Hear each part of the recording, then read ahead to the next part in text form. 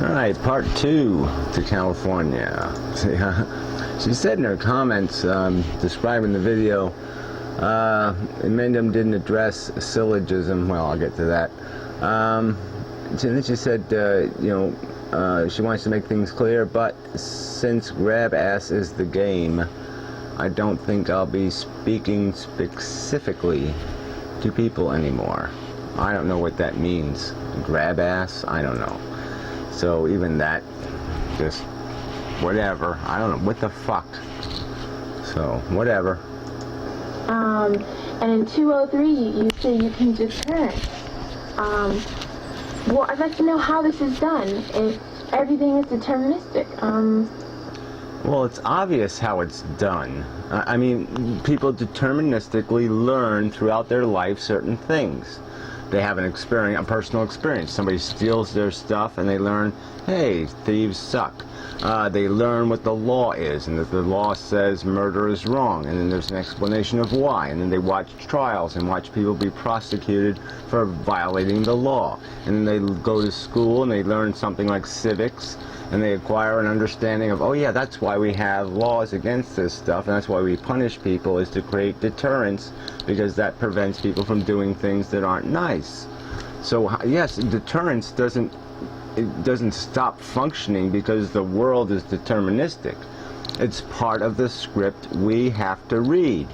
So we read the script, it plays out inside of us, and part of that script will be words like, some of them will be, I'm hungry, some of them are, I'm horny, and some of them are going to be, I know that if I break the law, I might be punished, and therefore I won't break the law.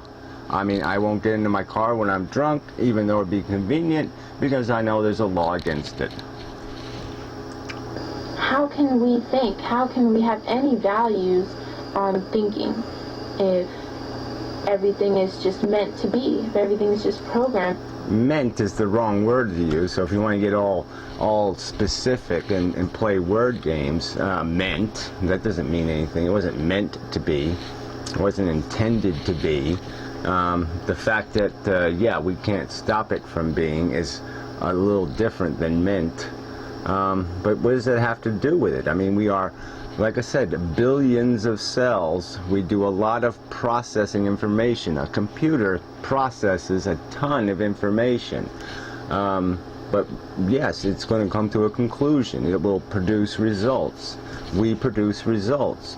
Part of what a computer does will have all kinds of little statements in there. If, but, if, when, if this. Our brain does the same thing. There's no conflict here. And that there's nothing we can do about it. 213, you said affect and influence how people behave. Well, I should say, when you say we can't do anything about it, what do you mean anyway? What is your we? Well, what is it? Did you consciously choose the words that you spoke? No, it happened underneath your consciousness. You didn't choose the words. Your brain chose them. Once again, I don't know how this is done in a deterministic world. Well, again, because we have a processor. It processes information. It produces an action. We have a reflexive reaction. We have a word association. Every word in our vocabulary, we learn what it means.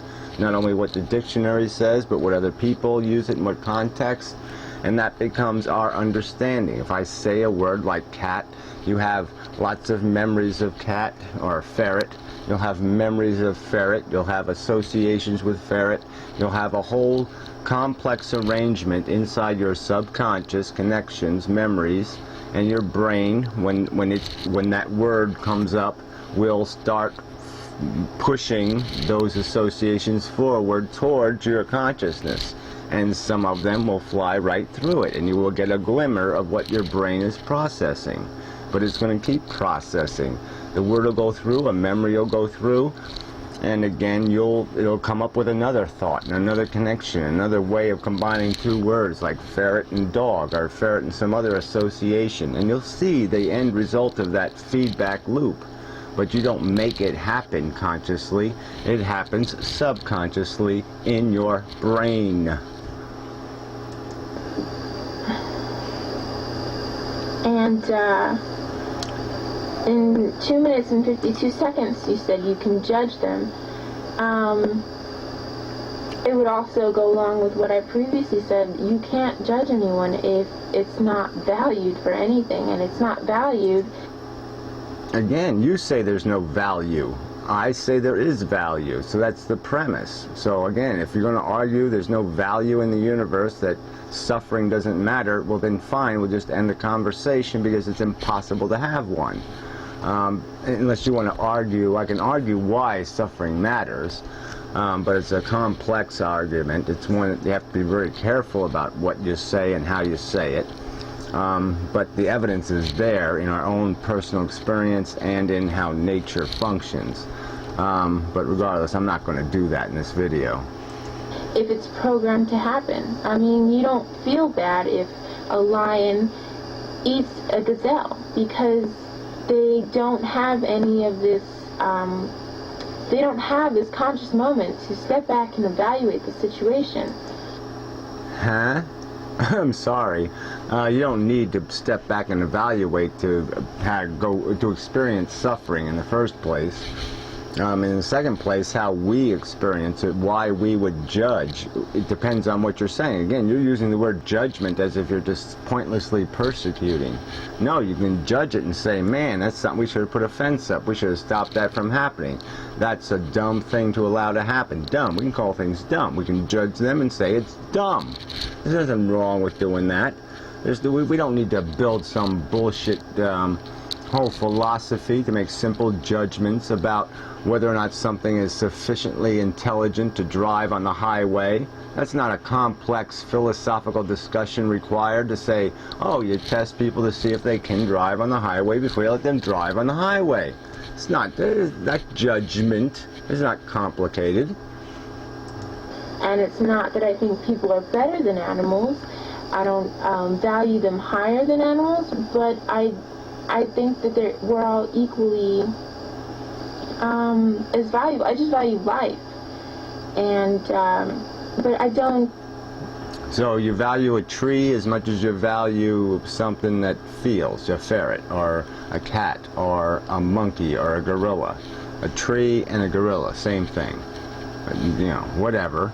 I mean, I can say lots about that, but yeah, that's insane to me.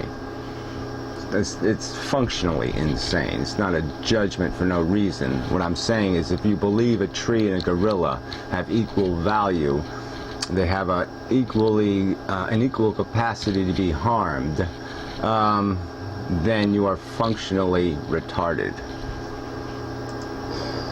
I don't feel this emotional towards them when they do their things to survive, because they don't have this conscious to say, oh, what I'm doing is hurting and suffering people. Yeah, well, again, what's the difference? I mean, why do I care whether the dog is rabid or angry if it eats my child? It's not going to make any difference. And again, this is, you're assuming, presuming with absolutely no reason, I don't think, because you've heard me speak about this stuff plenty of times, that I'm making a judgment for no reason, just because I want to say, nah, nah, nah, nah, nah, you're wrong, or you're stupid, or you suck. And that's not the point. The point is you make the judgment because there's behavioral consequences. The future will not take place if people don't make these judgments. If we don't say something stupid, then guess what? We'll just live with it, and we will. It's like if you're going to grow a garden or anything else. You don't pick. You don't decide not to throw out the junk genetics. You know, you refine it. You make it better. But it's not going to happen if you just say, well, they're all the same, and I'll just treat everything the same. Because you can't treat everything the same to have a result. So we want the result to be better humanity. Then yeah. Better humanity requires us to make judgments. And that's the difference between me and a lion. So I don't understand how you can be deterministic, yet you think you can judge somebody, or any other situation, if you can judge. So I can't say a lion is ignorant. Is that what you're saying? I can't judge a lion and saying a lion is an ignorant animal that doesn't understand the price it's imposing to fill its belly. That the price is too high. That it should be more careful about how it kills its little dinner. If it had more intelligence, it would. So I can't say a lion is ignorant. Can't make that judgment. Is that what your argument is? Even the simplest things of whether a house should be painted yellow or not.